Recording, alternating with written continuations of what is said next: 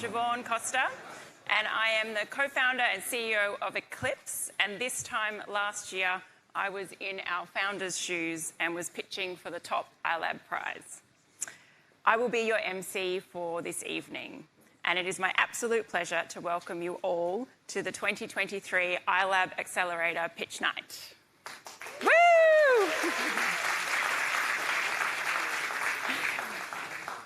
I would like to start by acknowledging the traditional owners and their custodianship of the lands where we stand and work. We pay respect to the elders past, present and emerging who continue cultural and spiritual connections to country. We recognise the important role Aboriginal and Torres Strait Islander people continue to play within our community and their valuable contributions to Australian and global society. This event is being held for the purpose of showcasing startups that are completing the Ventures iLab Accelerator program, and it is not for the purpose of seeking funding, capital or investment. Please read the full disclaimer on the Ventures website. A few housekeeping items. Got exits on both sides to your left and right. The bathrooms are also to your left and right and downstairs. Any questions, please feel free to approach the UQ Ventures staff who are wearing the black Ventures t-shirts. And after all the pitching, we will be moving into the surrounding bar areas where you'll have an opportunity to meet the founders and network with everyone. Of course, we would love you to share tonight's events with your networks on social media. Please use hashtag iLab2023, which will work across all your favourite platforms to help make some noise for our amazing founders. The event is also being live streamed, so welcome to everyone tuning in online. Now, let's move to the main event. First, I'd like to welcome Professor Deborah Terry AO, Vice-Chancellor and President of the University of Queensland, to deliver the welcome address.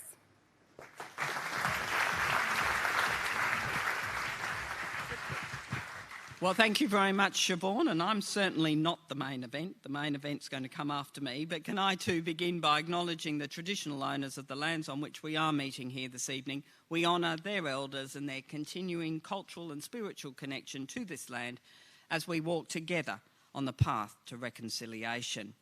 I'd also like to acknowledge Nimrod Clayman and the Ventures team.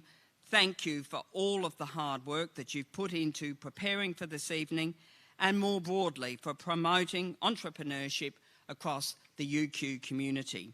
Our judges, the Honourable Kate Jones, Dr Rolf Gomez and Dr James Fielding. Our donors who are contributing the major prizes this evening, Jason Titman, Executive Founder and Director of Integrity 8 Group, Tanya Titman, Chief Digital and Innovation Partner at BDO, and Daniel Wessels, CEO of Jacaranda Finance. I'd also like to acknowledge my UQ colleagues, students and alumni, and of course, the very bright and courageous entrepreneurs who will be up here pitching shortly. So welcome one and all to the Ventures iLab Accelerator Pitch Night for 2023. And this night has become a very special event on the university's annual calendar. It's a wonderful opportunity to witness the entrepreneurial spirit of the UQ community come to life. But it's also so much more than that. For me, tonight is a chance to be inspired by the bold and inventive vision of these founders as they seek to make their own positive impact on the world. And more broadly, events such as this give us a small window into our local innovation ecosystem and the burgeoning entrepreneurial spirit that exists here in Queensland. As I've said at this event over the past couple of years, there is now a very concerted effort across industry, academia and government to create a more effective, joined-up innovation ecosystem here in Australia.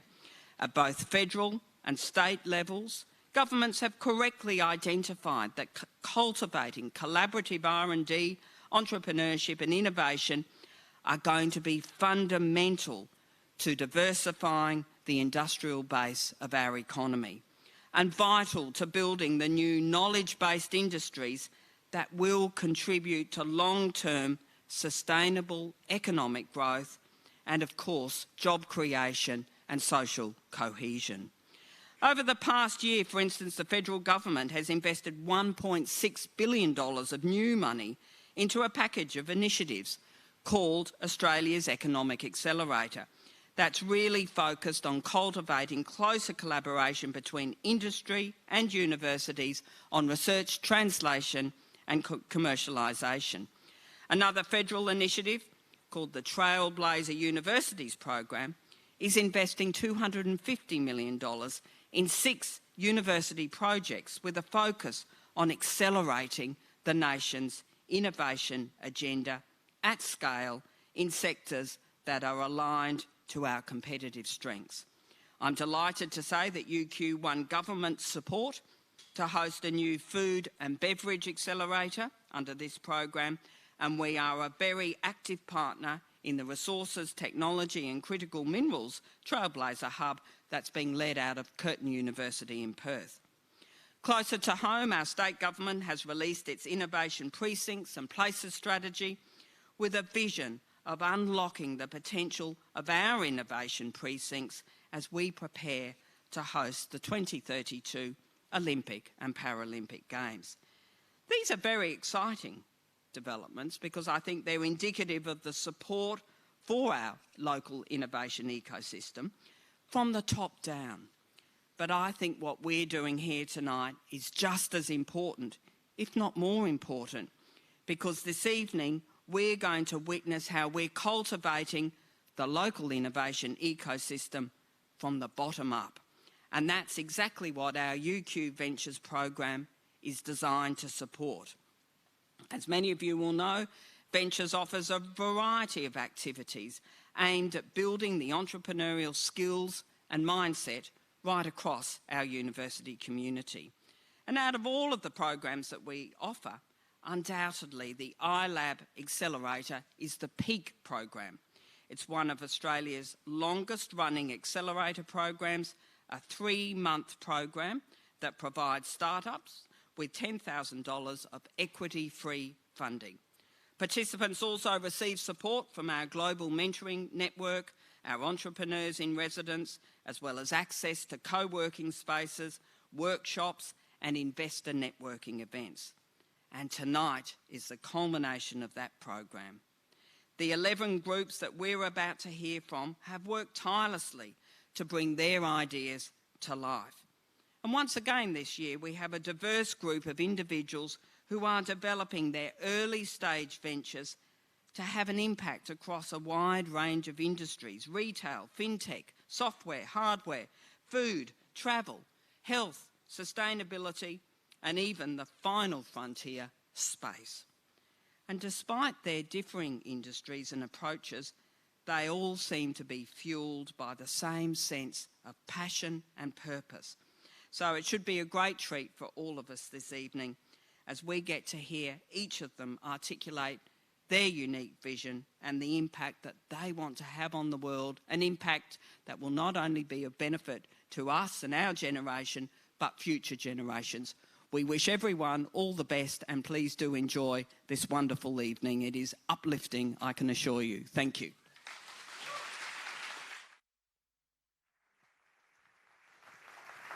Thank you, Professor Terry.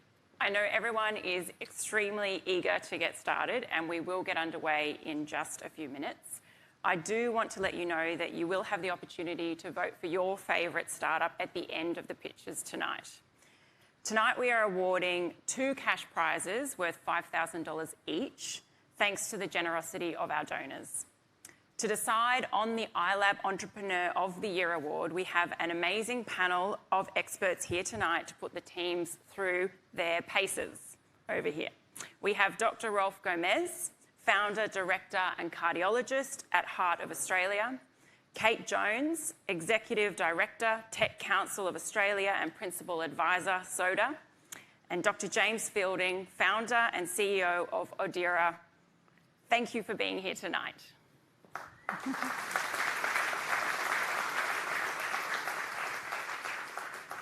So we do have a lot of teams pitching tonight, and we have briefed the judges that we will have a maximum of 2 questions per pitch. So now your vote will count as well, and at the end of the night, you'll have your say as to who wins the iLab People's Choice Award. Okay, without further ado, let's get pitching. First up, we have Guttrition with founder Dr. Claire Norton. Claire is a neuroscientist turned digital technology consultant turned food startup founder. It is safe to say that she isn't afraid of a pivot or a new challenge. Please welcome Claire.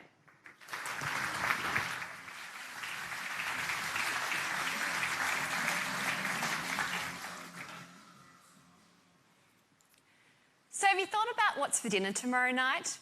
Maybe a classic spag bowl? Now, while that sounds delicious, here's the catch.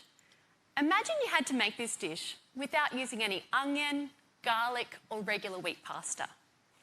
I'm Claire, and this was the predicament that I faced about 6 years ago when I discovered that my deep love for these foods was sadly not reciprocated by my gut. You see, I'm one of the 6.5 million Aussies that live with a food intolerance just like these. That's 1 in every 4 of your friends, family members, and colleagues. Now, living with a food intolerance sucks. It impacts your ability to enjoy meals with others. Navigating the supermarket can be a label-reading nightmare.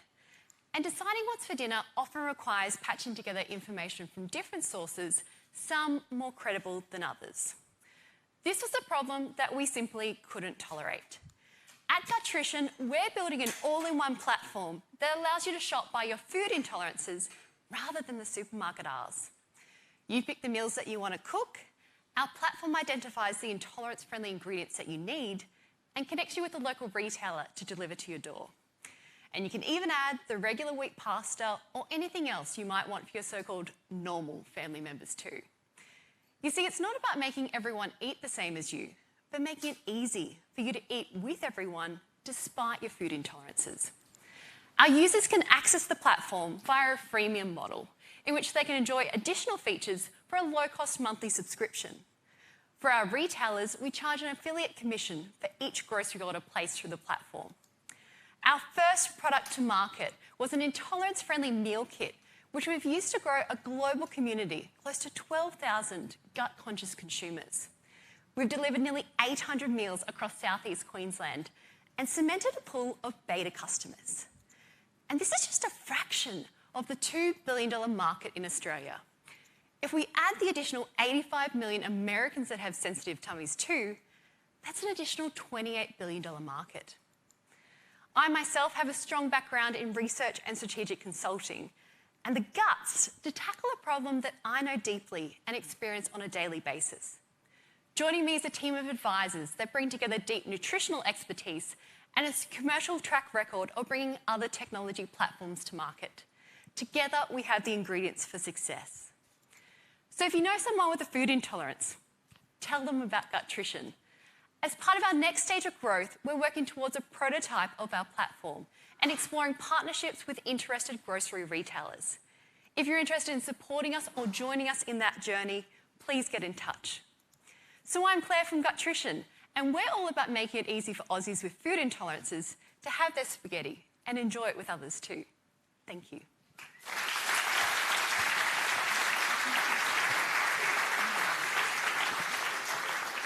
Thank you, Claire. And now to the judges. Okay, Kate, let's start with you. Do you have a question? Lovely to meet you, Claire. And I have a friend that is in exactly the same boat as you, the onion and the garlic and the pasta, so I have lived that experience. So first of all, I'd just like to say I loved how that you made it very relatable. You're well polished. I think I loved how you noted the global opportunity, and thinking globally is always what they say about with a startup, and that you finished your presentation by talking about how you're going to grow.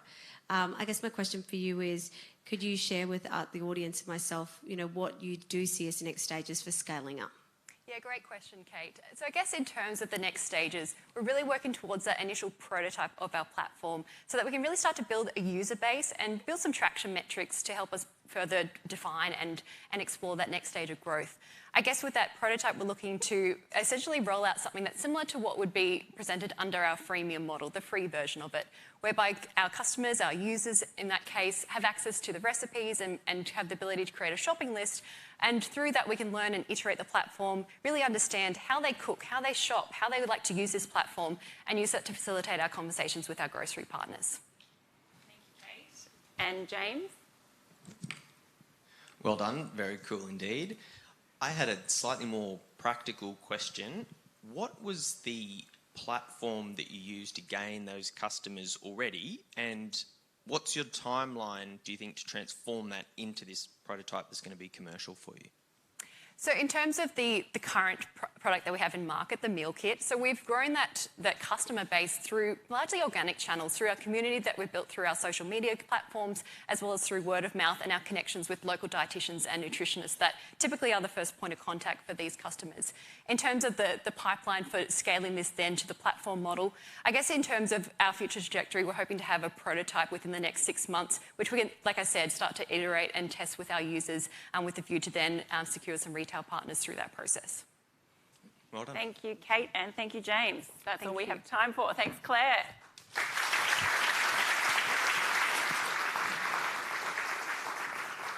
Okay, on to our next pitch. I would like to introduce Rob Stankiewicz, founder of AutoPricer. Rob is a UQ MBA alum and passionate sports fan. When he's not watching Liverpool Football Club play, he enjoys running, skiing and boating with 1 or 2 of his 4 daughters. Welcome, Rob. Woo!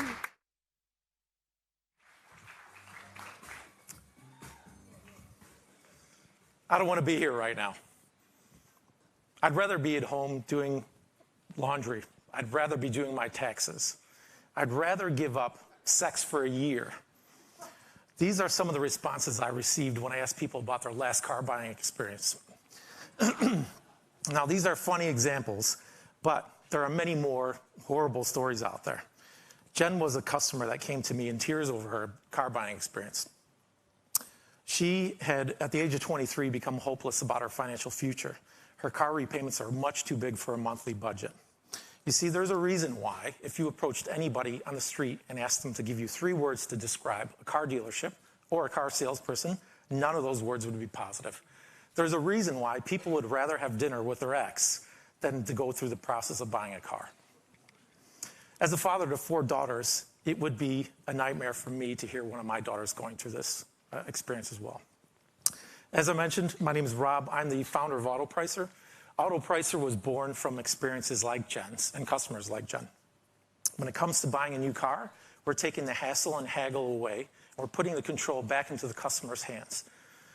Using our auction platform, a customer can select the car they want to purchase and be instantly supplied with quotes from dealerships who are competing to give you the best price possible.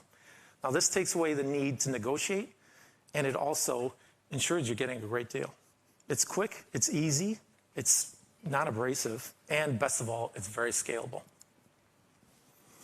Now, we have arrangements in place with some forward-thinking partners to capture some of the 1.1 million new cars being sold annually in Australia. This represents a $650 million market opportunity. Our dealer partners have very little risk, as they don't pay us anything until they actually sell a car, and the platform is free for our users to use. Our business model has 3 revenue streams. The first of which is a success fee paid to us by our dealer partner once the vehicle is sold. The next is an advertising stream, and finally, we have a premium model available to our customers that require a more bespoke service.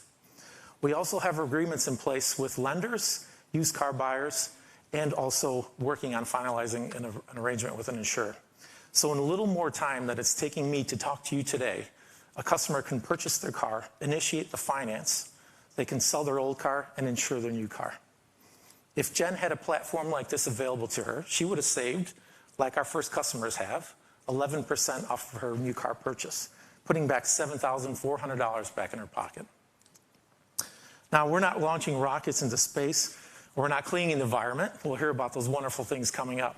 But what we are doing in our own little way is changing the future a little bit better for our kids. Now, in 25 years of industry experience, I've always considered myself a consumer advocate. Now, today's consumer is very well informed. They are very time sensitive and very price sensitive. Today's consumers want to buy a car, they don't want to be sold a car. So what we're looking to do is we're taking on investment to scale this very profitable business, and we're also looking for people who are interested in joining our advisory board. If you know anybody that would like to help us change tomorrow to be a little bit better today, for people like Jen, for people like my daughters, please come see me afterwards. Thank you. Thanks, Rob. Well done. Okay, let's see if our panel have some questions. Rolf, over to you. I like the idea, of trying to match a want with the need and creating the marketplace for that and almost reversing the dynamics when it comes to purchasing a car. One thing I did have a question about is, have you thought about what the impact from your competitors in this space might be, like carsales.com, or people who would see you as a threat? Also, how would you cater for the private seller and the due diligence and the peace of mind which the buyer would have that the due diligence on the vehicles were being matched across potential sellers? Yeah, okay. Well, I'll address the first car sales question, and thanks for asking that. Because that's our perceived biggest competitor. And they're not really a competitor. They are a marketing tool for dealerships to use. It's not very common for them to complete a transaction, and they definitely aren't negotiating on behalf of the customer. So what would happen eventually is car sales would probably try to acquire, if we have enough traction, they would try to acquire us. The other question was about how a private seller, so this is only a platform for new cars, and it's only going through dealerships, obviously, so we wouldn't have that issue. Great. Thanks, Rolf. Kate, do you have a question? Yeah, thanks, Rob. I was always very grateful to have car salesmen because I was a former politician, so you guys always rated lower than us. I was going to say that I liked how you made it relatable to your children, and I think, talking about it is often the first large purchase that young people make, and I guess I just wanted to, and I actually do know, I'll declare, I've got, I do now have friends that are car dealers, so I know a little bit about the industry, but I'd just say, apart from fixing that feeling of the imbalance in the relationship when you go buy a car, what else are you trying to solve? That wasn't as, could you just extrapolate a little bit more on that? So there's a feeling of the imbalance, but it's also, is it time? Is it making it easier, getting you access to more types of cars? It's a scaling up of what you can do rather than walking down the magic mile in the old days. Yeah. Well, the idea started as just taking it from a personal experience. I'm one who likes a good deal, right? And there's the younger generation, our research has shown that they don't like to negotiate, but they still want a good value in a purchase. So that's what the idea came from. As I interviewed customers about this, the full-fledged version of this, there was a big demand for people looking for guidance in the process on how to buy a car.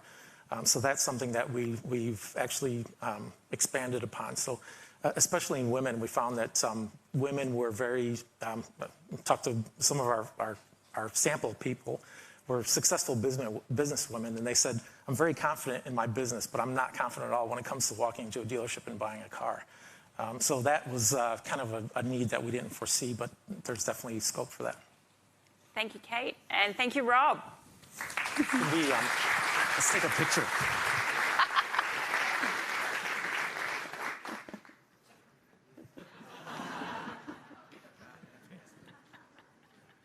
Okay. So next, I would like to welcome Fraser Erskine from Xpera. This financial consultant has traded in his spreadsheets for a passport, and he's ready to explore the world with you. From hiking to surfing, he's taken his love for adventure and turned it into a business. Please welcome Fraser.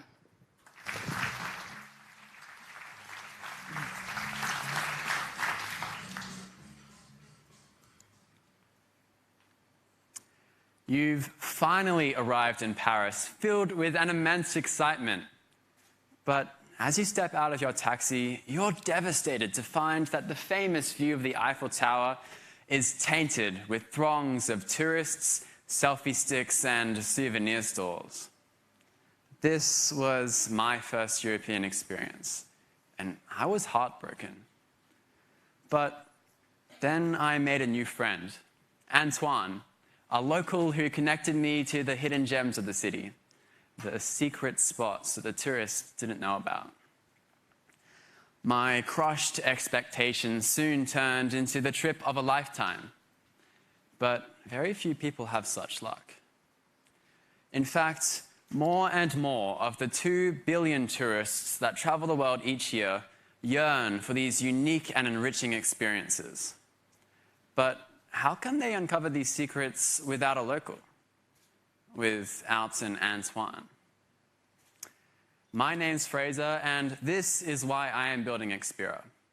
Expira is a platform that allows travelers to discover and explore off-the-beaten-track locations so they can experience each destination like the locals do.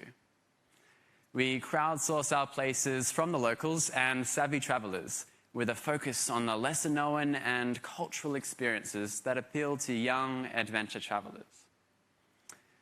We do things differently and are implementing a freemium business model to generate revenue.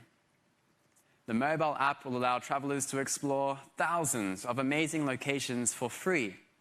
But those secluded waterfalls and hidden artisan bakeries that make a destination truly unique will be exclusive to our premium users. With over 200 million travelers around the globe seeking these unique and off-the-beaten-path experiences, this is a huge opportunity. A $110 million US opportunity if we capture just 0.5% of the Australian market. And we're on our way. We've already seen some amazing support from the local travel community and have over 200 explorers eagerly waiting for our 4,000 unique destinations across Australia that will be available upon launch. Backed by a team of our amazing industry experts, Expira is poised to become the go-to platform for young adventure travelers seeking unique and enriching experiences. Now, we are currently exploring opportunities to work with tourism organizations across the country. So if any of you in the audience or the judges panel have any connections in this space, come chat to us after. Help us put my local friend Antoine in the pockets of millions around the globe. And join us to give travelers the trip of a lifetime. Thank you, Fraser. Okay, over to you, James, first. Firstly, great job. Tough at the end there, you once made it human, but I think you rounded it out really well. I was in 4 countries last week, running around on business trips and looking at what can I do in the hour when I'm not in meetings. And I was interested, as you're positioning the hidden gems, the untouched secrets, how you're positioning that difference from the Google Traveler, TripAdvisor, the people that are pooling it all together. What's the hook that's going to make me choose yours, and how are you going to get my attention versus just jumping on Google and hunting for something interesting? Yeah, so we actually have 3 key ways in which we differentiate from our competitors and other travel companies. Firstly, we focus on the hidden gems and off-the-beaten-track experiences that appeal to young adventure travelers. So this market is actually really underserved at the moment, and often find themselves spending hours across multiple different platforms trying to solve this problem for themselves, often to no avail. Secondly, we recognize that the travel community operates largely through word-of-mouth recommendations. And this is why we're crowdsourcing, to capitalize on what is perhaps the most knowledgeable and reliable source of travel information out there, which is the travelers themselves.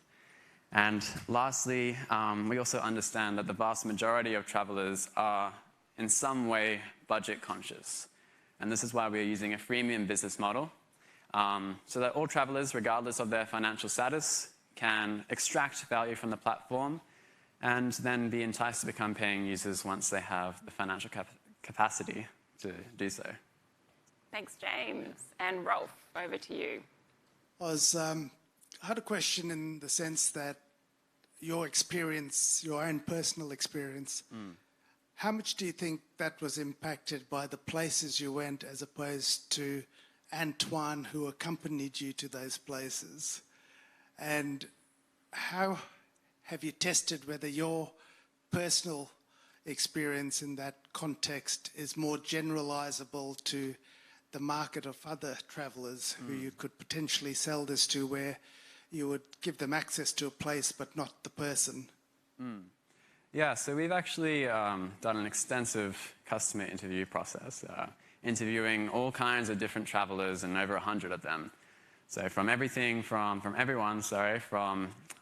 adventure travellers, which is our target market, to digital nomads and even family travellers like single mums. We've interviewed them all, and through that process, we've discovered that it's really these adventure travellers that are suffering the most. And they are suffering, and all the current solutions that are out there in the market, like TripAdvisor, they're not working for them.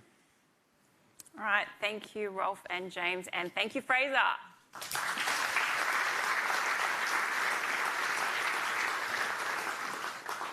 Next up, we have Intelvest, and Tiana McElligott is the founder of Intelvest. Tiana is studying advanced science, majoring in genetics and chemistry. Being only 15 when she started Intelvest, Tiana was once asked how she manages to juggle her academic and entrepreneurial commitments, to which she replied that she hoped that being good at one would make her better at the other. Let's welcome Tiana.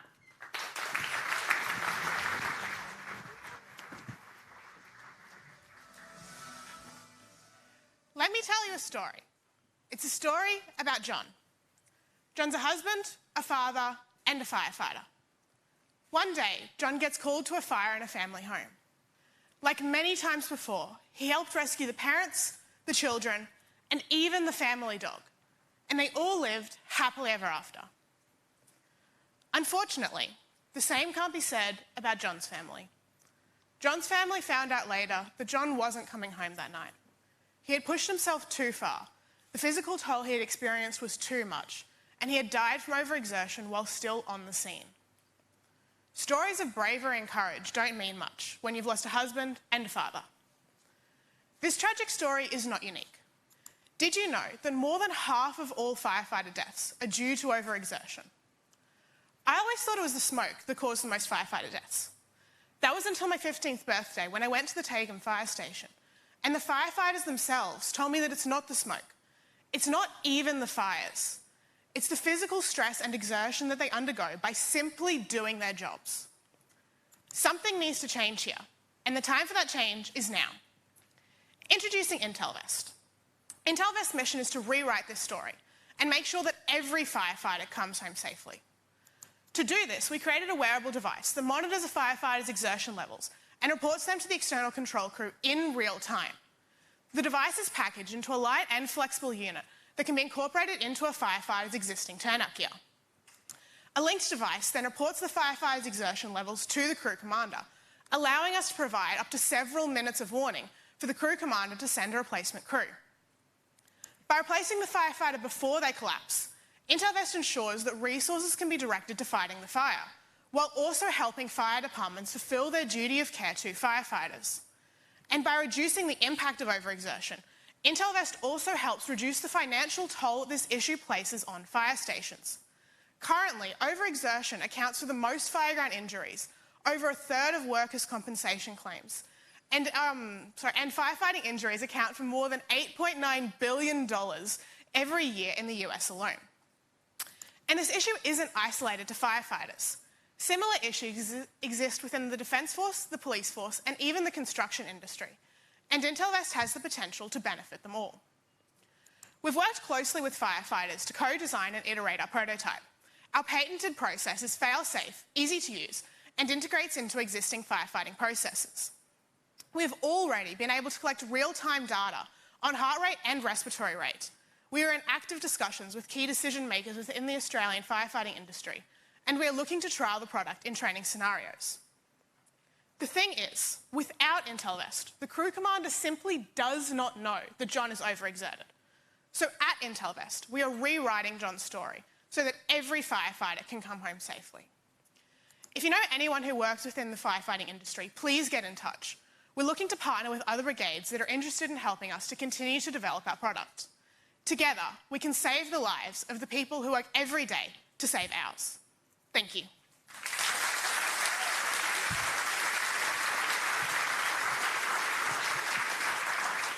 Thank you, Tiana. Okay, over to our panel. Kate. Good work, Tiana. I got goosebumps actually when you told that story at the beginning, and I think you really humanised the problem as opposed to keeping it a very dry workplace health and safety kind of language. And I guess my question to you was, could you just understand, was often when you have to manage construction work sites, large workforces, and getting the workers to actually do some of this stuff sometimes can be a challenge. How have the conversations been going with workers themselves wanting to wear this additional equipment, and have you had resistance in that regard, and what's your strategies around that? Yeah, definitely. Thanks for your question. That's something that we have considered a lot because obviously, and specifically within firefighters, it's a very precise action sort of thing. You don't want to delay their response time by any amount at all. You don't want to introduce anything that might disrupt their existing processes. And that's something we've really worked into our design to make sure that it is unobtrusive and that it works in with their existing processes. So it's simply a small device that can already be attached to their existing turnout gear, can sit on the back of their turnout gear to attach right to their skin, and then can work in with their existing processes. The BAE officer who already monitors their oxygen levels can also then monitor their exertion levels, get an indication of just a simple red, orange, green warning system of whether the firefighter is in danger or not. And if anything fails at all, it can just revert it back to their existing processes. So it's completely fail-safe, won't disrupt anything, and won't increase any of their deployment time. Thank you. Awesome. Thanks, Kate. James. I have a slight competitor question, but first, spectacular pitch. You absolutely nailed it. I'm wearing a heart rate monitor. Tells me when I wake up in the morning, did I sleep well enough? When I'm running, it says, hey, you might want to run faster, slower. These things exist. I think you're wearing one as well. Talk me through the difference. What are we strapping onto a firefighter that they're not already wearing when they're sitting around waiting for the fire to kick off? That's a great question, thank you. The key difference between what we're doing and something like your Apple Watch or any other sort of smart device is that we're really integrating into the firefighting processes. So something like your Apple Watch that's going to be underneath layers of turnout gear that the firefighters are not going to be able to access while they're on the scene isn't going to be able to report directly to the firefighter when they're exerted, and that's not the problem anyway. But also what we're doing is being able to have a device that can then report out, as I said, to the breathing apparatus officer to work in with their existing processes to be able to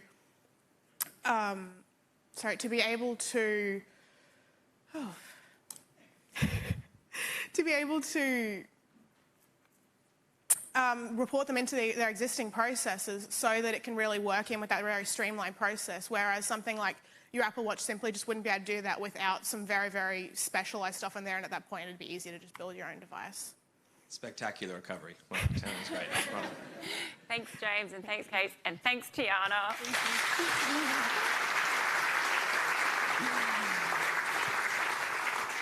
Okay, our next startup is Toki. Dr. Kana Imuta is the founder of Toki. Kana's entrepreneurial journey started in the back of a school bus where she created a storybook series of a fluffy white dog and charged her young schoolmates 100 Japanese yen. So that's about $1 Australian per read.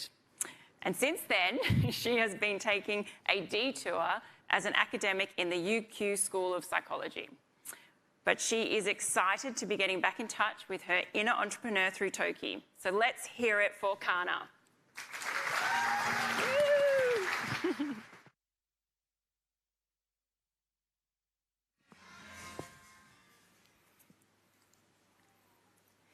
There's an old Japanese proverb, ichigo ichie. It's about embracing each moment. Oh, sorry. Can I start one more time? Sorry. There's an old Japanese proverb, ichigo ichie. Roughly, it translates to one moment, one encounter. It's about embracing each moment as a special encounter that'll never happen again in quite the same way. This principle drives my startup. Introducing Toki, Japanese for a moment in time.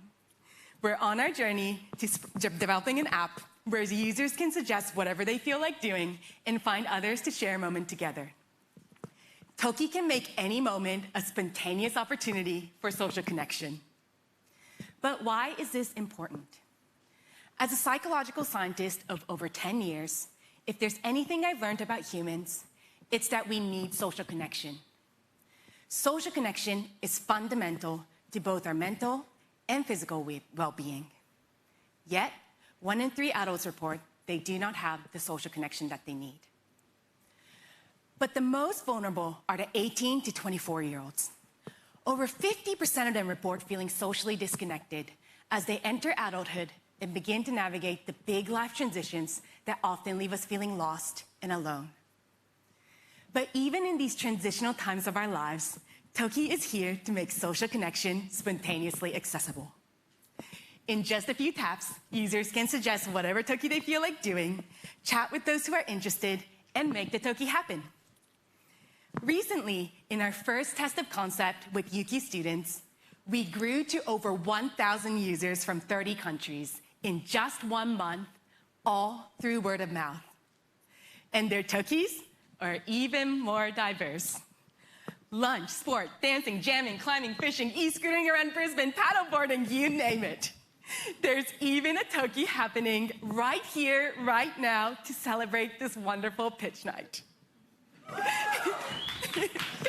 Each of the 45 Tokis so far have featured a different activity and attracted a different combination of 200 plus repeat and new Tokinos. And through inspiring groups on average of 10 to get on their feet and go out and about, Toki stimulates the economy. 70% of Toki so far have involved payments to businesses, with each paid Toki worth on average $292. Toki has vast potential for affiliate marketing partnerships, so that's why we're now in talks with businesses on how we can transform them into thriving hubs of social connection. Our journey to spreading the magic of Toki has only just begun. So whether you're interested in becoming one of our first users, a business partner to host our Tokis, or join our development team, I'm Kana, and I want to know what you love to do so that we can share a moment over that and have a little chat. So, want a Toki?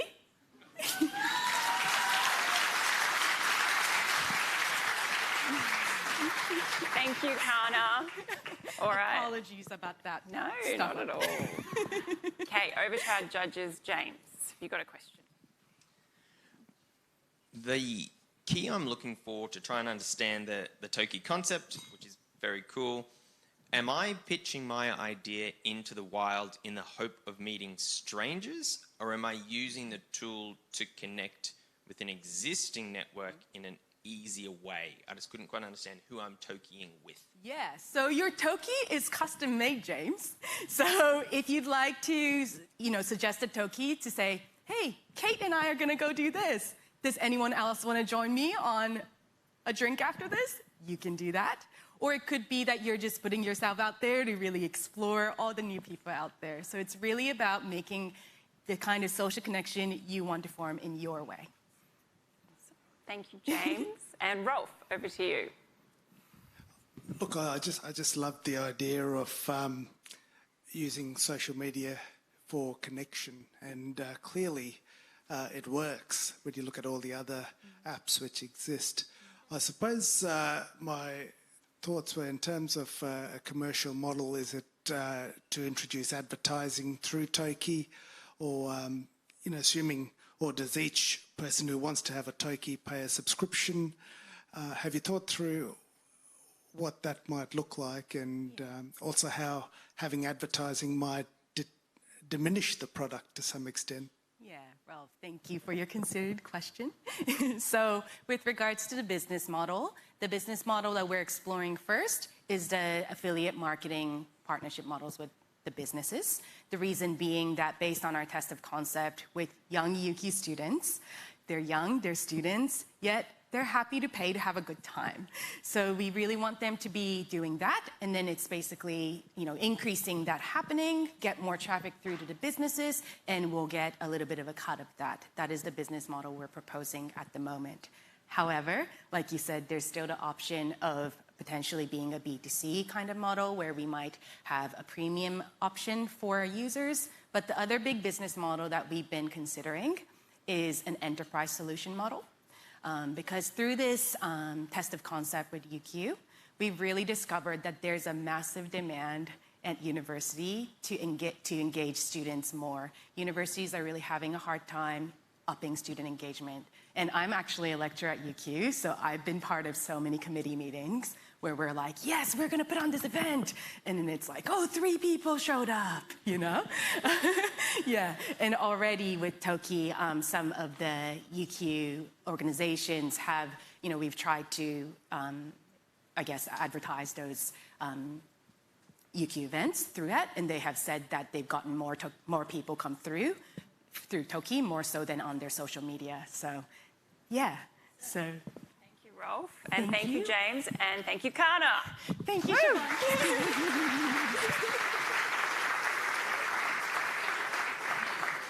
Okay, straight on to our next pitch. We have Juan Silva and Dara Flaherty, are co-founders of Re.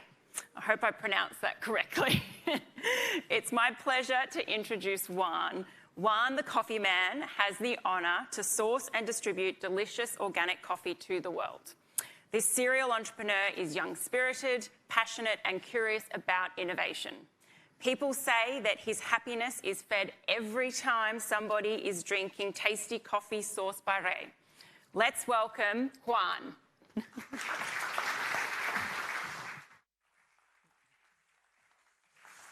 Do you know 1 in 4 people in this room can live without coffee? 88% of Australians like coffee to some degree. And ethical source coffee contributes almost $40 billion to the global coffee market. However, that's only 8%. There are challenges to overcome. For decades, profits in the coffee supply chain do not trickle down to farmers equitably. In simple terms, from an average $5 cup of coffee, farmers don't get even close to a cent of the retail price. The bottom line is exploitation. I have seen the consequences of this exploitation with my own eyes. Many farmers and consumers no longer believe in certification programs, and farmers look for other income streams to stay afloat. We must incentivize farmers if we want to enjoy great coffee every single morning. I'm Juan, the coffee man, and together with Dara and our team of coffee aficionados, we are on a mission to plant the bean of change and reinvigorate the coffee industry. Re trades coffee products available to consumers, and our business model provides returns to farmers of up 65% of the retail price. So, thanks to our novel circular pricing system, we are allowed to give back to producers close to $400,000 yearly by generating a financial benefit plan with an annual interest rate in favor of each farmer that is registered with us. Even more exciting, by getting our flavorful, sustainable, and ethical source coffee from 1 or 2 Australian retailers, our impact will grow at least 12-fold. You may be wondering, how are we able to do this? For the past 4 years, we have sourced our flavorful coffee directly from indigenous communities in the Mexican highlands. I can say that our business model allows us to generate and to implement an innovative platform where we are going to introduce right now. So if we conducted market research to understand what will encourage Australians to switch to a new coffee brand. And the insights that we have is taste, sustainability, transparency, and impact as qualities to make that switch. So Australia is ready for Re. Now, we are seeking for investments to take out our products to sustainable retailers. At the same time, to implement our coffee positive impact platform, the COPIP, a system capable of tracing and recording our entire supply chain. COPIP helps consumers to trust what they buy and farmers to visualize their financial benefits. Both our circular pricing system and the COPIP have global scalability and the propensity to become a world-class social authentication system. I am Juan, the Coffee Man, and together, let's plunge your love for coffee into an impactful cause.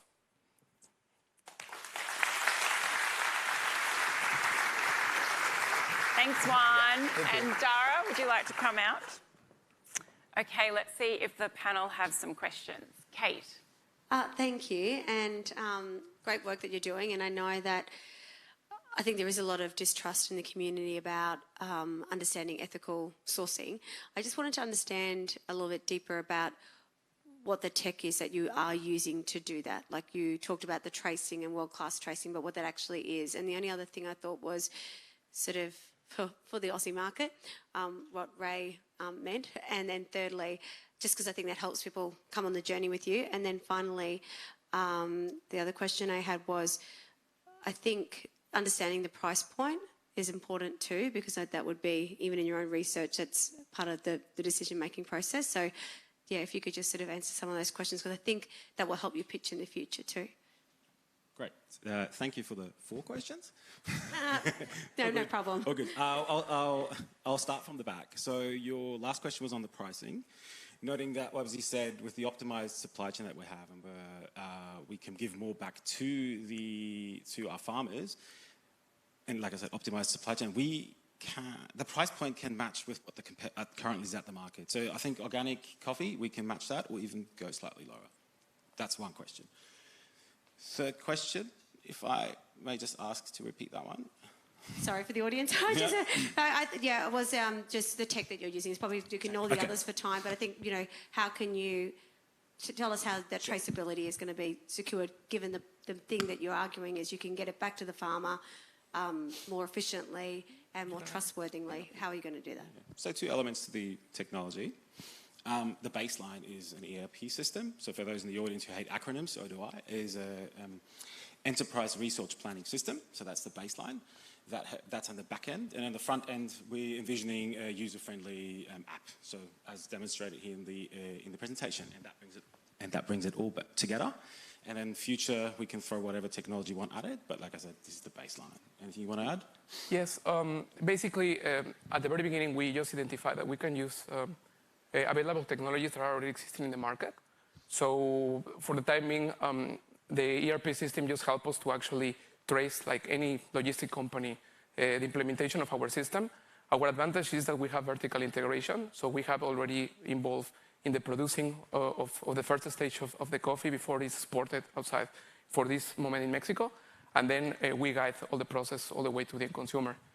Later on, we can explore other technologies that are actually more exciting. But of course, we need to find a way that is more cost efficient. Thank you. Kate. And James, do you have a question? I was just wondering around the availability of utilising the capacity that you have to really strengthen that belief in the impact and apply it to other large-scale coffee brands. Is it the fact that you know the farmers in Mexico and can take photos of them, or is it the actual bean that's the difference here? Yeah, that is actually an excellent question. I mentioned before the word vertical integration. That means that we also have created an entity that is sourcing directly from producers. Normally in the coffee supply chain, there are many actors involved, and we have been working along the 4 years to be involved in all of these basically parts of the supply chain. So the main reason behind is we were already doing it. So we just need to find the digital system that can show to basically the world and our consumers our actual operations. Thanks for the question. Thank you, James. And thank you, Juan and Dara. Thank you. Okay, our seventh pitch for tonight is Extras Jar. Reese, co-founder of Extras Jar, will be pitching tonight. Reese is a UQ alum and former Army cool kid. He now juggles being a doting father and husband with his love for solving customer problems through the startup hustle. Please join me in welcoming Reese.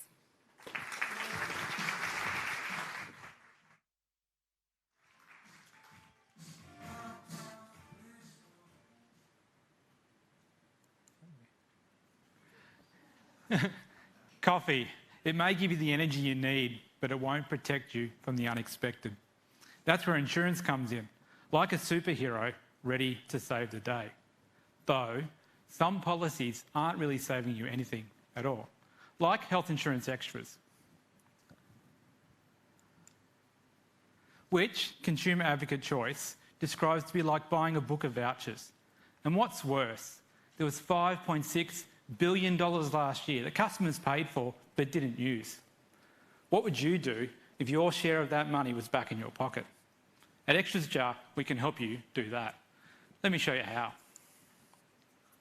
Jane, switch her premium to Extras Jar, where the funds are invested, never expire, and Jane can use the extras as she wants. She simply taps and pays with the Extras Jar MasterCard to access that nest egg, which in 5 years could be over $8,000. Imagine having the freedom to use your extras as you want while building a healthy nest egg at the same time.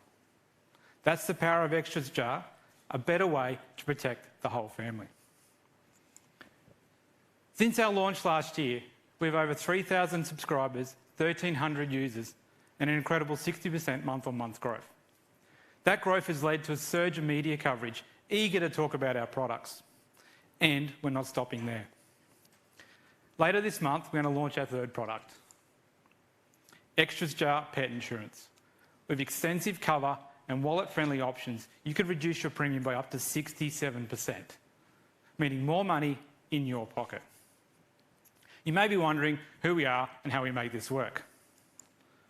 John and I, the founders of Extras Jar, with our superstars Alice and Vivek, have extensive expertise in financial services and technology.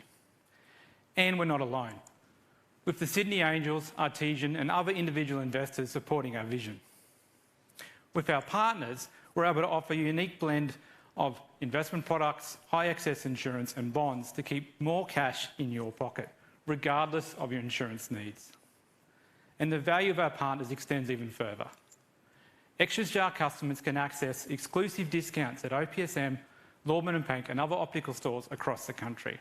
And what's even more exciting is we're advertised in those stores. Now is the time to take back your share of that $5.6 billion and to save on your premiums while protecting your furry friends. So if you want to dance and pocket that cash, shuffle on over and let's connect.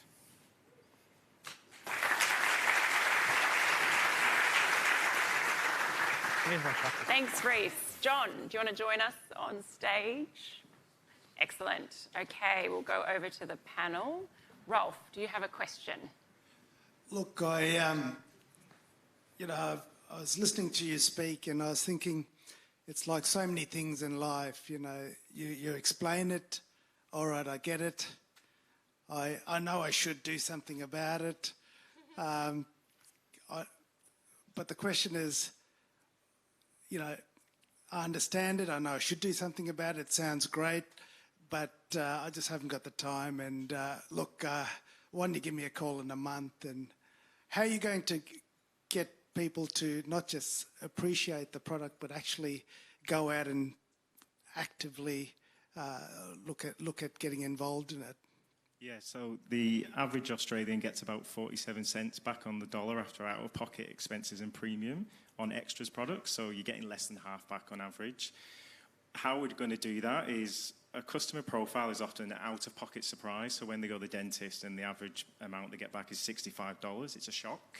And that's why we're doing a B2B to C acquisition strategy of partnering with OPSM to be there at that point of sale for that out-of-pocket surprise that the customer experience. Yeah, so exactly. So why do you want me to do something about this right now and not call me in a month? So. Because the more you save, the more you've got that nest egg for the future, and you don't have that level of, have to rush to the dentist on New Year's Eve in order to get value for money from this product. So it's about the consumer being empowered from the health savings accounts. Thanks, Rolf. Kate, do you have a question? Yeah, I do. I actually think it's a really exciting product because I think everyone, when you pay your premiums, go, I can't believe, I should have used all those extras. I never used all those extras. I'm wearing a moon boot right now, but that's another story. And so you're tapping into a problem and a feeling that I think, which is why I've got all that amazing media coverage. It's a problem that should be fixed. I guess my question is, I love the idea of going B2B. I think going into the OPSM, that's the way to do it. Is that sort of the plan going forward, or is it, as we just heard from Rolf's question, is it both? You want me to have the app, sign up to you, and then I know that I'm tapping into all those businesses as well? Is that the growth trajectory, both those channels? Yeah, so we're definitely going direct to consumers. We've been doing a strong content focus for the last two years that we've been going, and we're definitely getting 50% of our subscribers are from organic growth, or getting search, sorry. So that's definitely happening. We're finding that people, with the media coverage, it's breaking through that apathy of financial services, going, yes, this is actually a problem. I feel like I'm being ripped off. Oh, and now I'm doing better. We're actually getting quite good word of mouth. People go, actually now I have this nice little nest egg. We had one customer went to the dentist, went, oh, geez, you need extra work, tapped and paid $350 straight out, no out of pocket. They had the nest egg there and they still got money. So that word of mouth is definitely creating traction because they're getting value now. Great. Thank you, Kate. And thank you, Rolf. And thank you, Reese and John.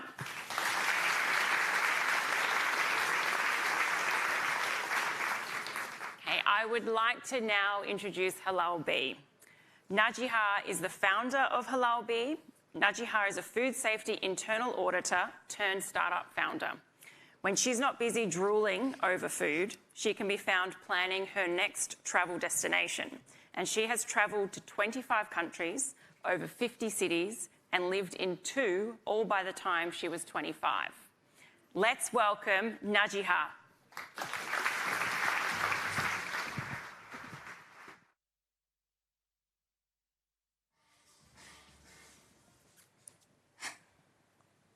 When was the last time you dined out with family, friends, or business partners? Imagine moving to a new city and having to rebuild these connections, but you're unable to do so. Hi, I'm Najiha, and since the day I came to Australia, dining out has been a challenge. As a Muslim with halal dietary requirement, the only safe place that I can go to is a kebab shop, which is fine, but it can get boring. Australia is home to over 800,000 Muslims, a growing population, yet the halal food options are so hidden that if you don't know where to look or live near the community, again, you'll be limited to a kebab shop.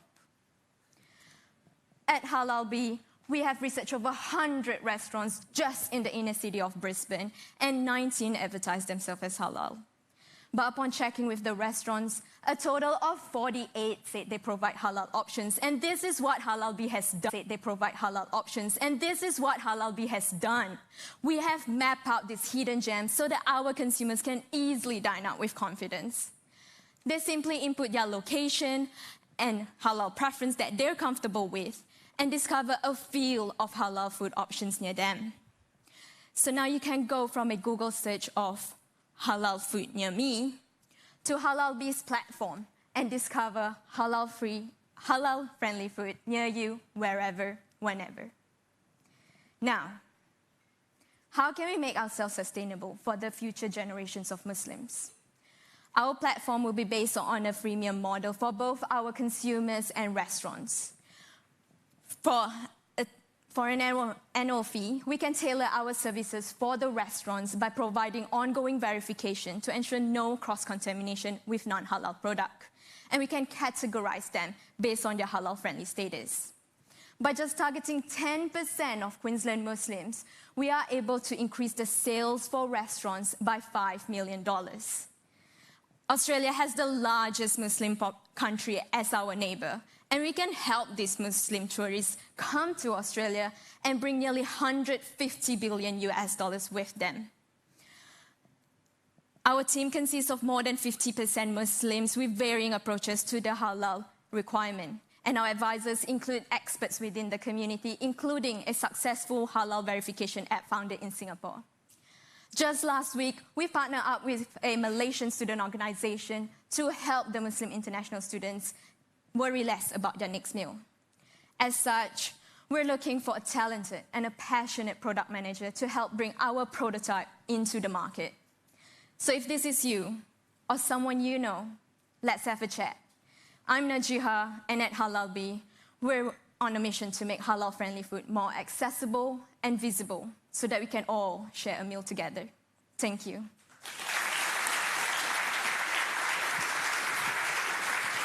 Thanks, Najiha. Okay, over to our judges and James. Any questions? Yeah, I think it's a really exciting business model. Obviously, there's a need, and you found a gap in current advertising that you can exploit there, which is a really powerful way to start. It seems in an Uber-style model where you need consumers on the app, you also need the restaurants on the app, and part of that paid service was a monitoring and authentication style process.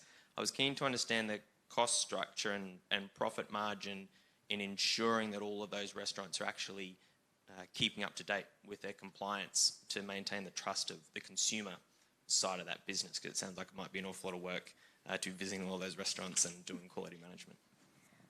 Yes, thank you, James, for the question. It's definitely a lot of work to be done. Let me understand your question correctly. You're asking about how we're going to keep with the business side of things, like the revenue growth of things? More, how do you ensure that the businesses that you tick off as being halal appropriate are actually meeting that standard that you're declaring to the consumer side of the business? Okay, so how are we declaring that to the consumers as well? How are you checking that they're doing it properly? Yeah, so with the halal verification, that is what we go. Obviously, it's a lot of work to be going to each restaurant as well. So by providing the tools for our team to go annual verification and then having those information to be authentically show when it was verified and when is the next verification is going to happen. So that is how we're going to keep it going so that we can ensure the verification stays up to date as well. So in that sense as well, we are also in the talks with certification bodies who have done these certifications on the restaurants who already have this, so that we can have a bit more backing with our verification. Great. Thank you, James. And Rolf, do you have a question? I think it's a good idea, but my question is, how confident are you, or what feedback loop have you had which demonstrates a willingness for the consumer to pay for this service? Yes, thank you, Rolf, for that question. We have done early testing of what are the incentives that we can provide to the consumers in order for them to pay to get our app up and running. At the same time, we are looking at other avenues, such as partnering up with tourism bodies who are lacking in showing that these are the places in our city that have halal options. And with Brisbane 2032 coming up, we're definitely going to need a lot of this advertisement to attract a lot more Muslim tourists coming in as well. So we are looking at other revenues so that we can actually remove the users from being paying for it. Great. Thank you, Rolf. Thank you, James. And thank you, Najiha. Right. We are up to pitch number 9. And next we have Tara. So Alex Jeremijenko is a Yale graduate with a computer science and economics degree and a passion for nature, yoga and highlining. He's also a national champion varsity rower and Australian representative who recently completed a tightrope walk across the Grand Canyon. Let's hear it for Alex.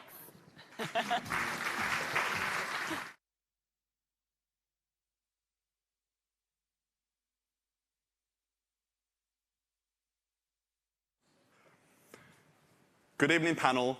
and guests. This graph represents an inconvenient truth.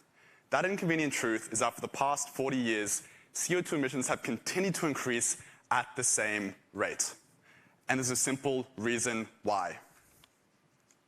High costs, zero returns. It's incredibly expensive for a company to decarbonize, and they get nothing back for doing it. Right now, businesses are struggling just to stay afloat. It's not realistic to expect them to front this expense. But what if you could get paid to go green? We founded Terra because we see a way to make decarbonization not only less costly, but actually profitable. And what's more, we have already begun.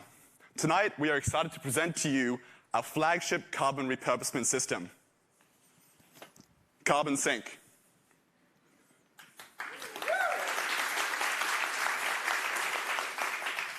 So Carbon Sync attaches to exhaust streams or any source of CO2 and turns that CO2 into valuable goods.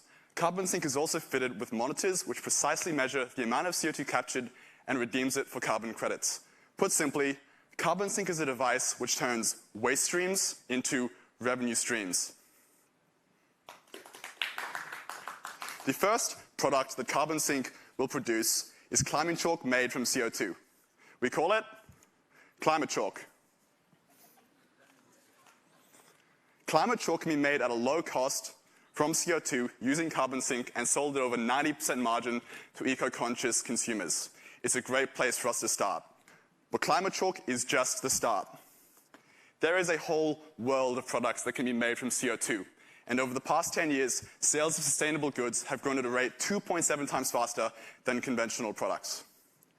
In terms of market opportunity, our first product, Climate Chalk, has a market size of $200 million US, and it's just the tip of the iceberg. Our next target, potassium fertilizer, which is also easily manufactured using Carbon Sync, has a market size of $75 billion US. And that's not all. We are positioned to expand into the global carbon repurposement and credit market, which has a predicted future size of $2.5 trillion US. It's a massive opportunity. Luckily, we have the team to take it on. Terra's founding team has a wealth of technical expertise and proven success starting and growing startups. We've also secured research partnerships with Cyro, CO2 CRC, and KC8. But right now, we need you. Tonight marks the launch night of Climate Chalk. Before Climate Chalk, over 70% of the world's chalk has been produced in open-cut mines in China. Our sustainably produced chalk is going to completely disrupt this market. At this stage in our journey, we are looking for investment partners and distribution partners to help us scale our business, scale our product, and corner the global Climate Chalk market. After the show, we will be by the bar, and we have 20 bags of Climate Chalk to give away to the first 20 people who come over, say hi, and leave a business card with us.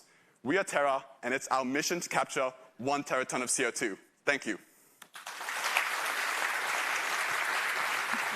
I would now like to invite my co-founders on the stage to help me address any questions that you might have. Doing my job for me, thank you. We have Alex and Lachlan coming on the stage. Awesome, awesome job, Alex. Okay, over to the judges, and we'll start with James. I'm a simple beast. Explain it to me like I'm 5. How does the tube turn into climbing chalk for my daughter? Great question. So this was Lockie's invention, so I think he'll be the best person to step us through the process. Yep, great question. The way that the device works is CO2 bubbles through the column and the solvent circulates around in the column and the carbonate is formed. That's essentially all the process is. It's based off Carbon Engineering's direct air capture process, which contacts air, and it works also up to 7% CO2 volume. What do I plug into the tube to make the chalk come out? Any point source emission that is under 7% volume CO2 is our operating capacity. Excellent. Car exhaust, like what is it? Tell me a thing that I plug into the tube. Yeah. So we're targeting agriculture. This device here is installed for generators. So this one here was a 7 kilowatt generator. We can go all the way up to 2.2 megawatts for gensets. But we're also targeting just like any small exhaust stream. Not cars, we'll probably leave that to someone else, but stationary exhausts. Awesome, great job.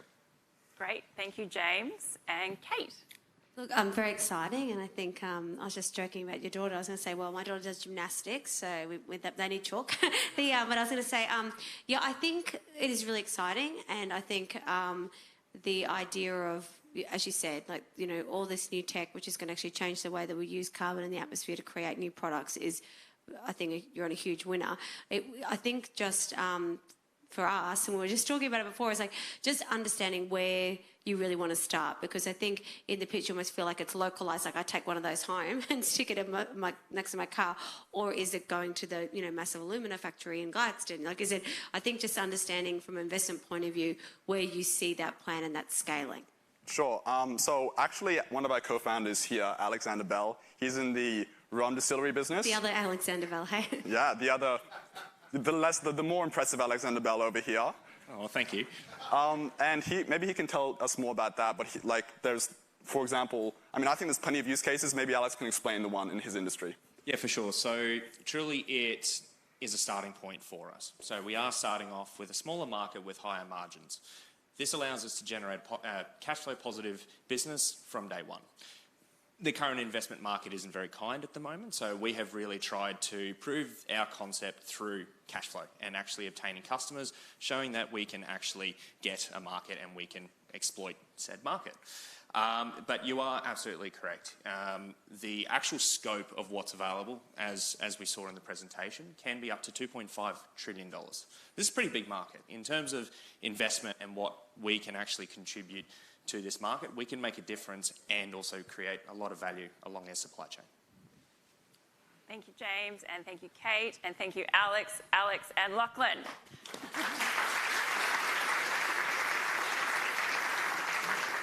Okay, so we are up to the second last pitch of the night, and up next we have Redpoint. Martin Mora is the founder of Redpoint. Martin is a lawyer turned marketing whiz.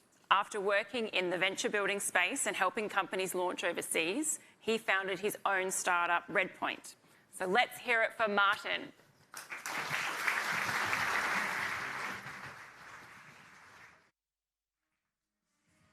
My life changed 4 years ago when I moved to Australia. New home, new life, new friends, and in February 2019, new challenge. This. It wasn't love at first sight, though. When I first started, I was terrified of heights. But I can say now, as a proud Argentinian, that I love rock climbing almost as much as I love this magic little man up here. But we rock climbers have a problem. When we go climb, we don't just go wander up a random wall. We go climb pre-established routes that are usually very hard to find. And while other sports had smart apps and analytics for years, we're stuck in the 2000s. With paperback climbing guides and some rundown Facebook groups. Which left me with this cliffhanger. How can we leverage technology to enable this rapidly growing global community of climbers to share and celebrate their passion? I'm Martin, the founder of Redpoint. Redpoint is the first ever augmented reality climbing guide that enables its users to share, compete, and contribute all in one place. Let's have a look. When you first open the app, you're only 3 points away from a first climb. You pick the climbing area and download it to your device. You can now play around with an interactive 3D model of the wall before heading to the rock. And when you get there, simply point your phone to the wall and see the routes rendered in 3D right in front of you, just like magic. No more paperback climbing guides and no more polluting graffiti to reference the routes. Just Redpoint, the tool every rock climber's been waiting for. But that's not all. We got bigger plans. A few weeks ago, we finally figured out how to enable any rock climber who owns a small drone to contribute with material that we can turn into accurate 3D models of the walls, allowing us to scale at an ever greater speed. Now, I can almost hear what you're thinking. Exactly how big is this community? Well, I think you'll be glad to hear that there are over 45 million rock climbers around the world, each of them spending over $2,000 a year in their sport. That's a $90 billion market opportunity right there, and it's expected to grow at 7% a year for the next 10 years, just in time for the Brisbane Olympics in 2032. And yes, climbing is now an Olympic discipline as well. We started strong in 2022, raising a pre-seed round of $100,000 at a $1 million post-money valuation, and we launched our app into both stores 2 weeks ago. Since then, attraction numbers have been impressive. Over 200 downloads with 100% growth rate week on week, and you can see that our users are really using our app. So far, RatePoint is free, but we'll transition into a freemium business model over the next 18 months as part of our next funding milestone. We have a stellar team with the right combination of skills, but also experience to scale RatePoint globally. We want to build a world-class consumer brand, and we'll become the top destination for rock climbers around the world to celebrate their passion. RatePoint, the tool every rock climber's been waiting for. So my call to action tonight, if there are any investors here who are willing to jump into our next funding round, we invite you to look into that QR code, and we'll invite you into a VIP outdoors rock climbing experience with members of our team and a professional rock climbing instructor. I'm looking forward to seeing you on the climb soon, and I promise, we won't leave you hanging.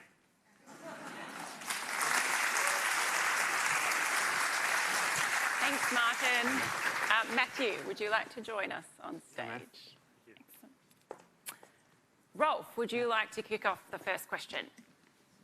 Well, look, I love the fact that you've really tapped into that rock climbing culture, and I didn't know there were so many rock climbers around the world. I mean, for me, it seems that you have really nailed down a need and a possible solution which is potentially quite scalable. The question is, you know, what are your tactics for scaling? Where do you see the investment inflection points where you bring on a partner, or you go it alone and try and raise money yourself, or strap yourself to a big booster rocket which is potentially going to launch you into orbit? Well, hopefully we'll need only one more funding round after we're launched and we are in the freemium business model. We're not just willing to do a freemium business model, but I think that there's an opportunity here to have an e-commerce attached to it. Climbing equipment and gear is very expensive and has very good margins, and climbers, like you saw right before, spend a lot of money in it. And then basically in marketing terms, I think the guidebook for sports is very well written already. When the professional sports people start using something, then the other people start using it after them, right? And in this case, we're solving a problem that a lot of the professional athletes that do rock climbing in the competitions also face every time they go climbing outdoors too. And they have huge followings online. And in their case, it's not like other people sometimes that they have a scattered following of people from different backgrounds. Most of the following is almost 100% climbers as well, because it's kind of very targeted in that way. Great. Thank you, Rolf. Kate, do you have a question? And thank you. And I agree with you. I think rock climbing is going to go through the roof, as is all those active sports. So I think you're absolutely onto something. And I think you've, as you said in your comments, Rolf, you've actually found a gap in the market. And I guess I just wanted to understand how you keep the authenticity of that product with people, you know, contributing and taking their drone and doing that, and also, I guess, understanding what the economic inputs are to growing your business, which is obviously you want, you know, funding support, financial support, but then also use the subscription fees, advertising, all this kind of thing. So just, I think, understanding how you'd plan to scale, but keep that kind of, you know, we're rock climbers, we've got our own little ecosystem, which, yeah, do you know what I'm saying? That authenticity that rock climbers, in my experience, have. Yeah. Yeah, the thing is, it's a very targeted product. It's only for rock climbers right here, right? And it's solving a problem that they had forever. For example, Matt went on a trip to Europe this summer to go climb over there. He had to buy 3 books for the place that he went. It was a kilo extra in his luggage just to bring it with him around and go climbing. That's not a joke. And right now, they basically can just download the climbing area to the device, and it works also without internet connection too. So you can download it and use it after the fact in device, in the middle of nowhere, out of the coverage zone. Great. Thanks, Kate. Thanks, Rolf. And thanks, Martin and Matthew. Thank you. Woo. All right. Lucky last pitch for tonight. We have Herrick Labs. Jason Story, Toby Vanden Herrick, Simone Wilson, and Isaiah Stuck are the founders of Herrick Labs. Simone is a rocket scientist who loves Earth. She co-founded Herrick Labs during her aerospace engineering degree, in between being a casual academic and mediocre DJ. Let's hear it for Simone.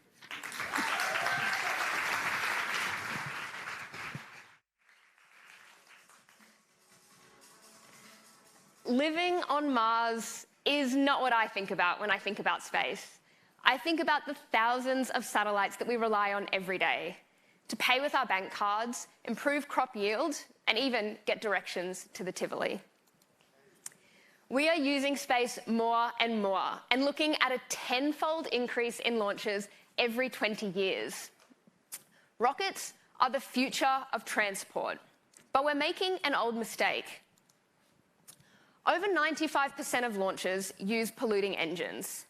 They can emit more CO2 in a couple minutes than a car in a couple centuries.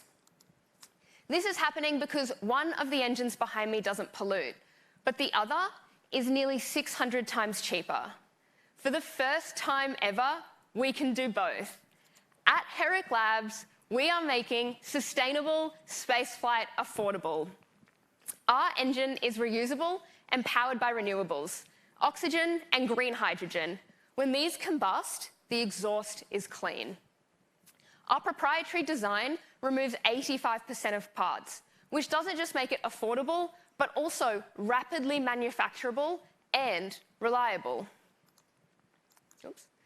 The best part is that it can scale to any application. We know engines are a bottleneck in the industry that we can help solve.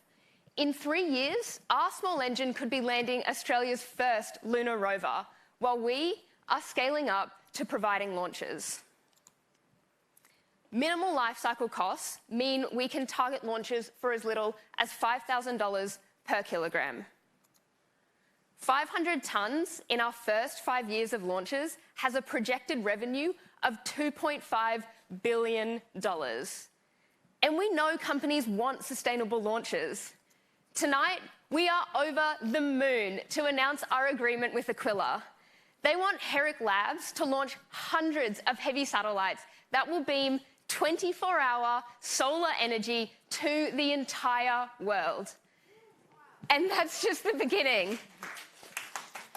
By 2030, the space sector is expected to reach $1.4 trillion, and the launch market alone, over $40 billion. Australia has the infrastructure, commitment to green hydrogen, and geographic advantage to become a world leader. Our founding team is on a mission to launch us there. My name is Simone. I'm an engineer along with my co-founders Toby, Jason, and Isaiah. We have designed and validated this engine and will test in the coming months. But we need you. We have the chance to make the future of transport sustainable.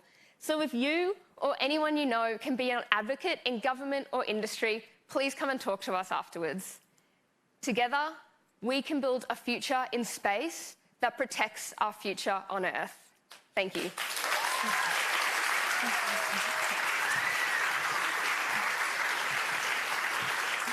Thanks, Simone. I'm going to invite Jason and Isaiah on the stage as well.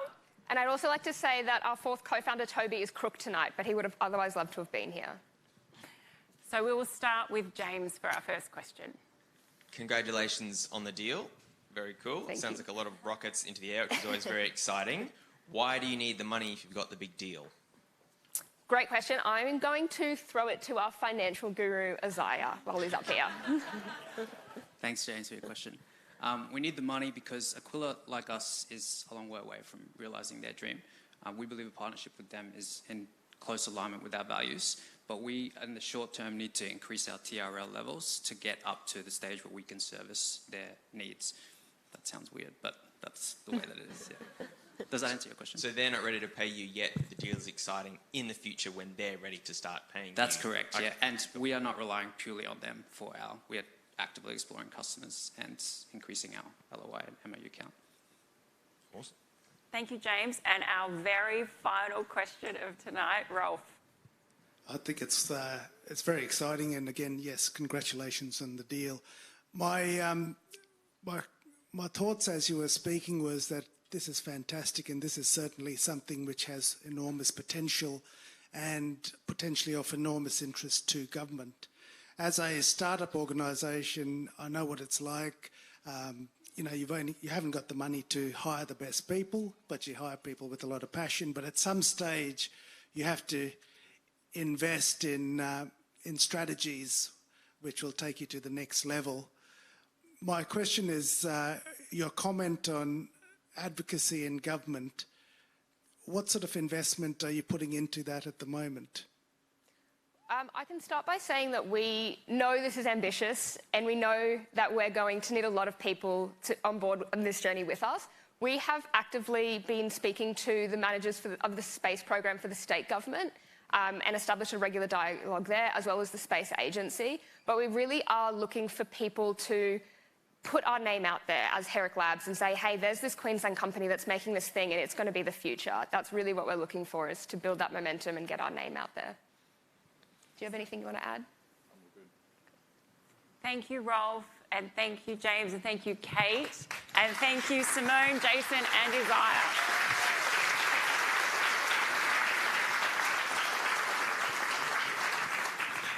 Okay, so that brings all of our pitching to an end for the night. Thank you to all of these amazing founders for their fantastic pitches. I think we can all agree that the judges have got their work cut out for them. Okay, so voting is now open for the People's Choice Award. If you refer to your program, there's a QR code in the program, but there's also one on the screen now as well. And so while we give you a few minutes for your voting, it is my pleasure to welcome Mr. Nimrod Clayman, who is the Head of Entrepreneurship at UQ. Thanks, Nimrod. Thank you, Siobhan. I'd like to echo Professor Terry's comment from earlier on the 2023 program being one of the most diverse cohorts that we have ever had. These founders are students and alumni from across the university, and they bring a multidisciplinary and collaborative approach to the startup space. Let's give them another round of applause.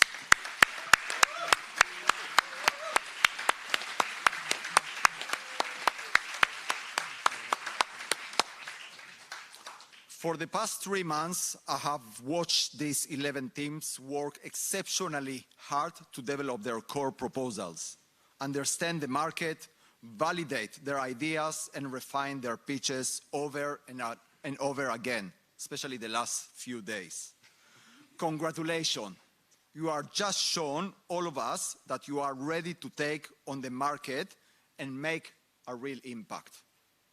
You now join more than 300 alumni to go through the program, a group that features unicorn startups and businesses with real foothold in the game. I'd like to mention a few recent highlights of this accelerator because there are many. I will just focus on 3. Since participating in the 2021 iLab, Bloom Impact Investing has raised $1.2 million to make investing in renewable energy projects and clean tech more accessible. Professor Terry mentioned UVPAC earlier. In 2022, they won $50,000 through Nespresso Australia Startup Cup competition to find their circular economy vision. Stripe Supply, 2021 Pitch Night winner, is helping 1.7 million diabetics receive their medication on time with Australia's first diabetes subscription box. There are more success stories, of course, some of which we have included in tonight's program. You can also see all the startups that have gone through the iLab on the Ventures website. We are able to do this through the support of mentors and our network of professionals within UQ and in the community.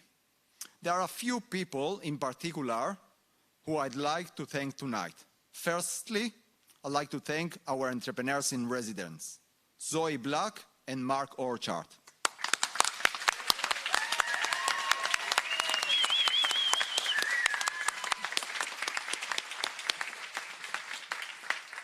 So thank you for the way you have guided these founders and for your vision for the accelerator. Secondly, I want to thank our donors for tonight's cash prizes. And not for the first time, Jason and Tanya Titman and Daniel Wessels, you are long-lasting friends of UQ. Thirdly,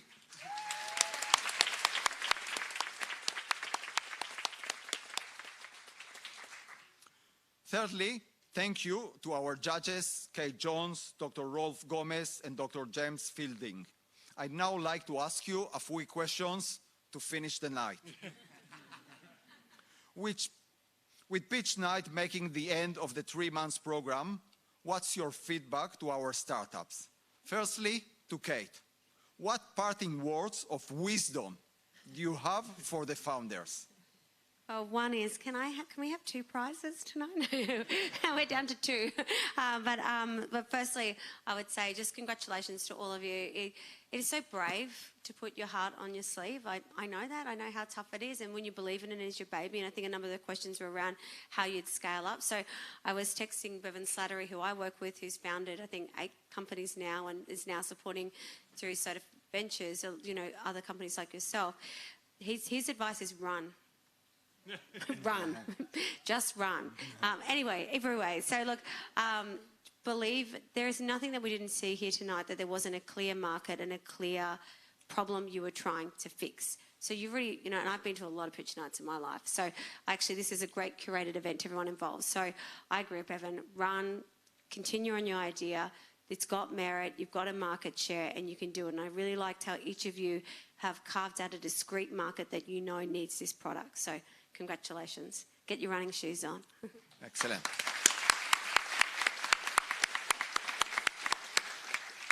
Thank you, Kate. Rolf, did you feel like you got a good snapshot of what these founders are trying to achieve? What's your feedback for the pitches? I certainly got a sense of what having a startup is like, because it reminded me very much what I was feeling like 10 years ago. I mean, having a startup idea or a startup company is like having a child. Your attachment to that is enormous. And, it's the best of times and the worst of times, because you're having so much fun, but you don't have the money and the challenges. But, there's one thing I think which is true, is there's a lot which takes an idea to a successful implementation. In many sense, I think that these are all great ideas, but what eventually happens is sometimes a mediocre idea will triumph over a fantastic idea, and what it comes down to is the execution. As a small company, you have some disadvantages. You don't have the money, but you do also have some advantages, and that's the light-footedness in your decision making. But what you need is the feedback loops to guide you. So you'll go down a lot of dry gullies, but you won't have to wait 6 months for the next board meeting to turn around and go back. You'll be able to do that.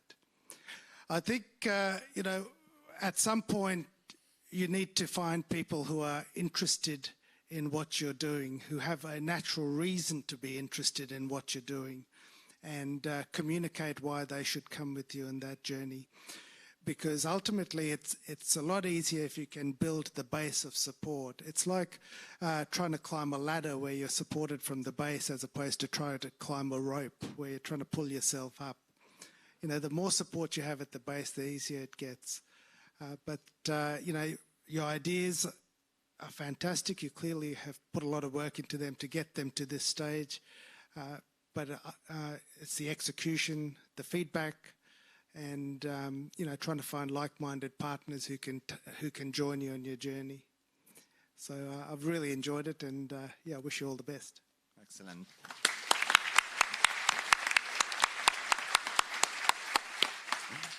Thank you, Rolf. And finally, James, as a Ventures alum, what advice do you have for the founders as they take their next step? To list or not to list? Ask me in 12 months once the dip corrects. But it's, I think, a really fascinating journey that you're about to be on. And it was interesting that for us, it came out of university, it was all fresh, but a few of you have been doing it for years already, and then coming to refine and optimize. And I think there's a lot of power in that.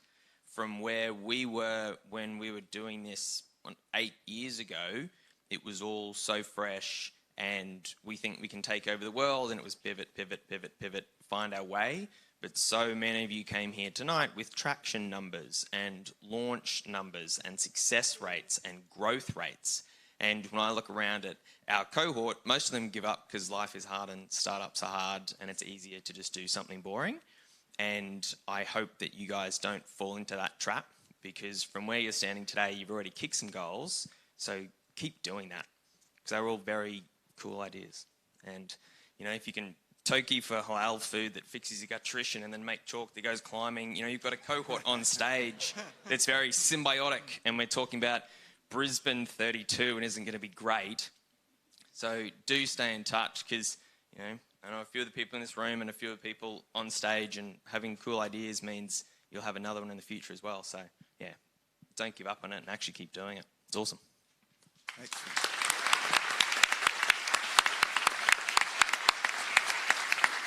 Excellent. Thank you so much for that, James, and to all the judges for your feedback. So now it's your time to judge. Now, while the judges are making their tough decision, I want to mention two people who have made tonight possible. Many of you know the iLab manager, Emily de la Peña. For those who don't, Emily has been with Ventures for the past 5 years and has been instrumental in connecting the university with the broader entrepreneurial ecosystem. It is a bittersweet moment for us. Tonight is a celebration of Emily's hard work, but also her last projects for UQ before she embarks on another chapter of her career. Thank you so much, Emily, for all what have you done for Ventures, and wish you all the best.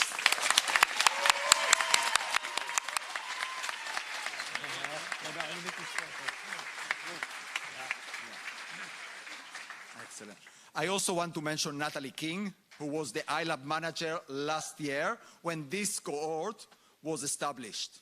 Natalie was the one who selected them, who supported a lot of these students and founders to apply, and was instrumental in shaping this group. She has been a real champion for these startups, and she had a terrific impact within the team. Thank you, Natalie.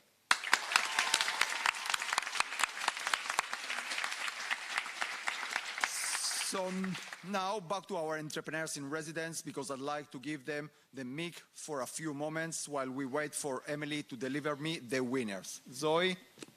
Sure, thanks, Nimrod. So it's been an interesting journey, to say the least. We absolutely adore this crew.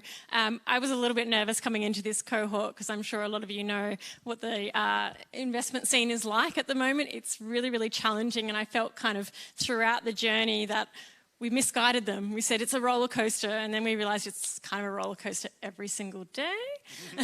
But what I've really appreciated is their sense of humour and also their vulnerability. This is a crew that really leaned into one another, supported one another, not the cutthroat, competitive startup kind of scene that everyone imagines.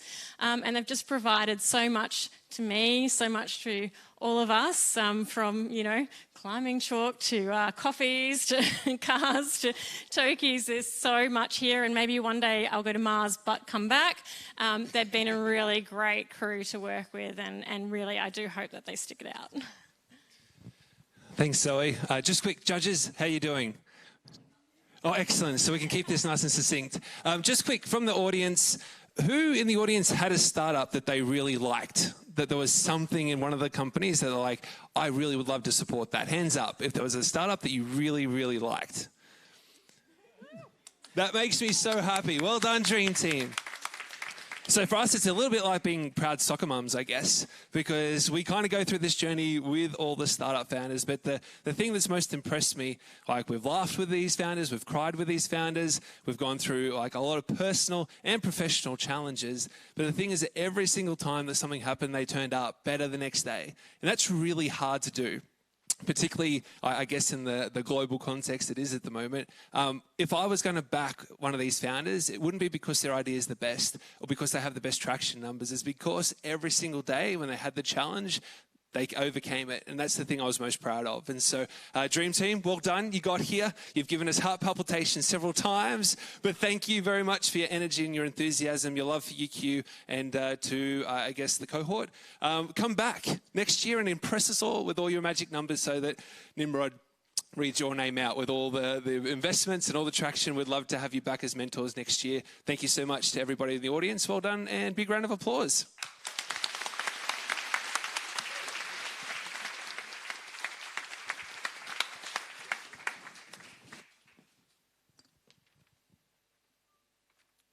Excellent.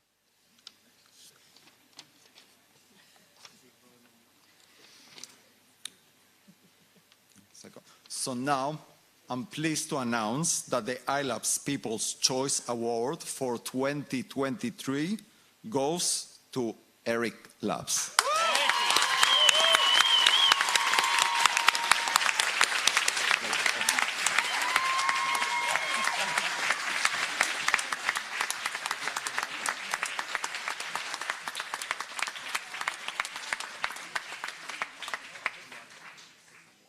Thank you, everyone. I guess we didn't expect this, or at least I didn't, but I'm glad we're here.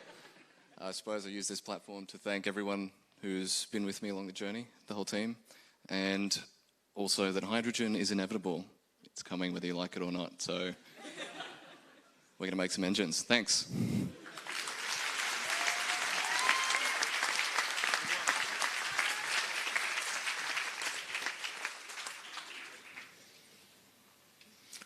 So now, I'm very pleased again to announce that the iLab Entrepreneur of the Year 2023 is Eric Labs.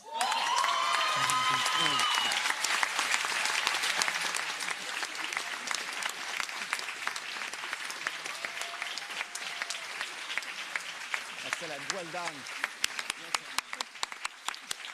Thank you so much. I think I'm a bit emotional still because I pitched so recently and I'm a bit frantic, but I wanted to say thank you so much to the cohort. I'm emotional that we won't get to see each other every Tuesday anymore. Thank you so much to Mark and Zoe and to UQ Ventures and Nimrod. It has been a whirlwind, a wonderful whirlwind, and we have learnt so much, and it'll always hold a very special place in our heart this past few months.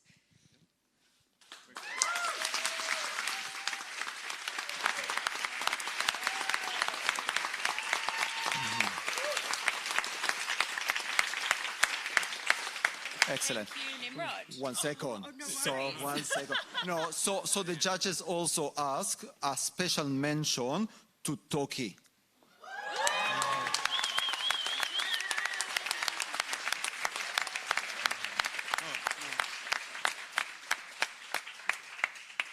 Excellent. Come now. Thanks, Nimrod. Congratulations, Herrick Lab, and congratulations to all of you. The pictures were honestly really amazing. Great job. Okay, so that's it for tonight, but thank you so much, everyone, for coming. Please stick around for drinks, which are going to be happening in the bar areas. And don't forget to post on your socials, hashtag iLab2023. And yeah, oh, that's right. So the startups are going to be positioned at the bar table. So if you want to go up and have a chat to them, please do. All right, that's a wrap. Thank you, everyone.